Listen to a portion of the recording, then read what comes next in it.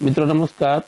मैं एडवोकेट सुरेंदु जयपुरियार एक नए वीडियो के साथ पुनः आपके समक्ष उपस्थित हूँ। मैं लगातार आप लोगों को करियर ऑप्शंस के बारे में बतला रहा हूँ कि एलएलबी करने के बाद करियर ऑप्शंस क्या-क्या हैं, न्यू एडवोकेट्स के लिए करियर ऑप्शंस क्या-क्या हैं। इसी क्रम में मैं आपको बतला दूं कि इंडियन आर्मी में नए वकील के लिए करियर ऑप्शन क्या है। मैं अपने एक वीडियो में बहुत ही हल्का रेफरेंस आप लोगों को इसके बारे में दे चुका हूँ। तो इससे विस्तृत जानकारी आप लोगों को देने जा रहा हूँ। आर्मी में एक ऑफिस होता है, इंडियन आर्मी में एक ऑफिस होता है जजेज एडवोकेट जनरल का, जिसको कि हेड करते हैं मेजर जनरल रैंक के ऑफिसर। और वह उनका जो ऑफिस होता है उसमें जो जैग्स के ऑफिसर्स होते हैं उनकी बहाली होती है। वह कमीशनड ऑफिसर्स होते हैं, उनकी बहाली होती है। और वहाँ पर नए जो लॉ ग्रेजुएट हैं उनकी बहाली होती है। तो उन पर कुछ कुछ क्राइटेरिया है उसका, जिसकी चर्चा मैं अभी करूँगा। ये पहले मैं आप लोगों को बतला दूं कि जैग का फंक्शन क्या है, जजेज एडवोकेट जनरल का फंक्शन क्या है। जजेज एडवोकेट जनरल जो कि मेजर जनरल रैंक के ऑफिसर होते हैं, जैसा कि मैंने आप लोगों को बताया, उनका काम है आर्मी को, इंडियन आर्मी को डे टू डे अफेयर्स में एडवाइस करना। Even chief of the army staff को भी वो एडवाइस करते हैं। और उनके अंडर में जो ऑफिस होता है उसमें जज के ऑफिसर होते हैं, और वे ऑफिसर्स जो होते हैं वो लॉ ग्रेजुएट होते हैं। तो उसमें जो क्राइटेरिया जो इनका इनका जो काम है वह जो भी लीगल मैटर्स हैं, आर्मी के जो भी लीगल मैटर्स हैं, जो भी लीगल ड्राफ्ट है उसको तैयार करना, जो लीगल मैटर्स हैं उस पर सलाह देना आर्मी को। और साथ ही साथ जो उनका कोर्ट मार्शल वगैरह होता है, उनके प्रिजाइडिंग ऑफिसर्स होते हैं, उनको एडवाइस करना।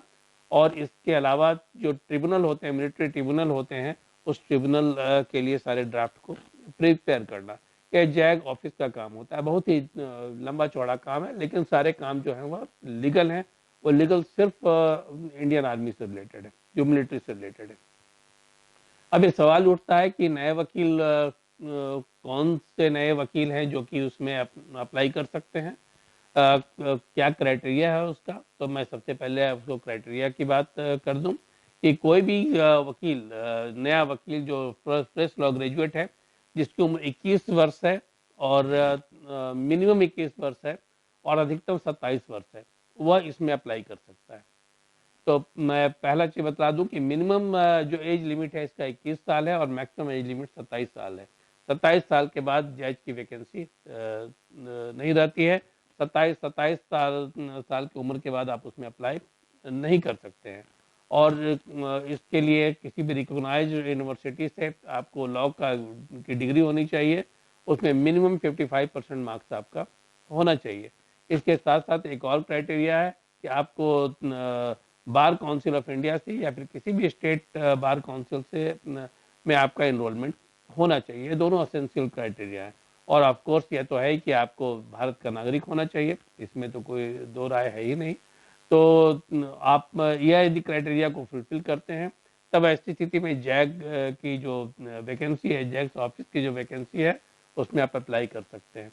अप्लाई करने के बाद यदि आपका शॉर्ट लिस्ट कर लिया जाता है, तब ऐसी स्थिति में 5 दिनों का आपका एसएसबी इंटरव्यू होता है।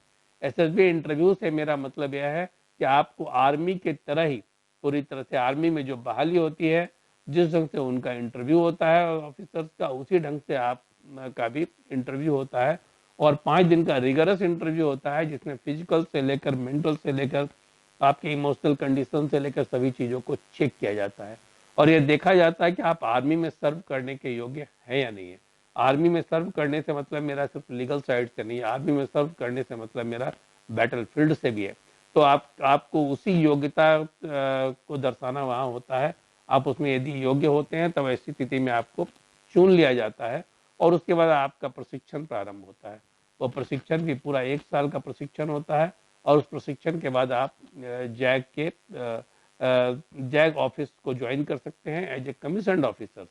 तो कमीशनड ऑफिसर से मेरा कहने का मतलब है कि जैसे आर्मी में कोई भी व्यक्ति जब जाता है ऑफिसर्स के रूप में, तो सबसे पहले उसकी बहाली लेफ्टिनेंट के रूप में होती है।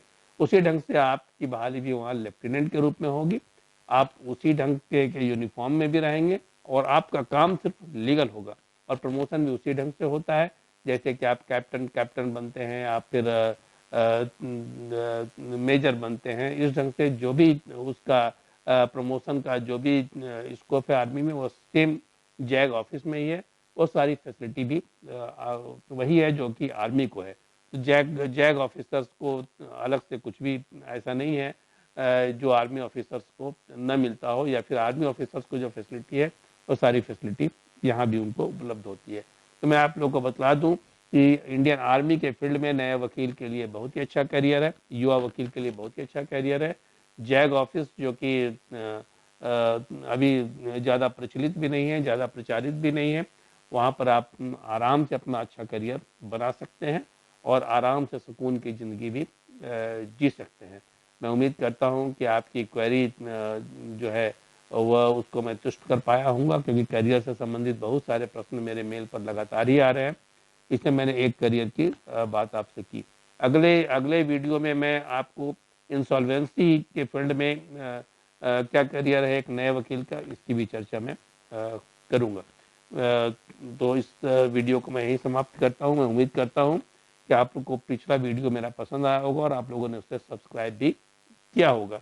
और यदि नहीं सब्सक्राइब किया है तो मैं आपसे रिक्वेस्ट करूँगा कि आप सब्सक्राइब कर लें, बेल आइकॉन को दाबें, जिससे कि मेरा नया नोटिफिकेशन आप लोगों को मिलता रहे।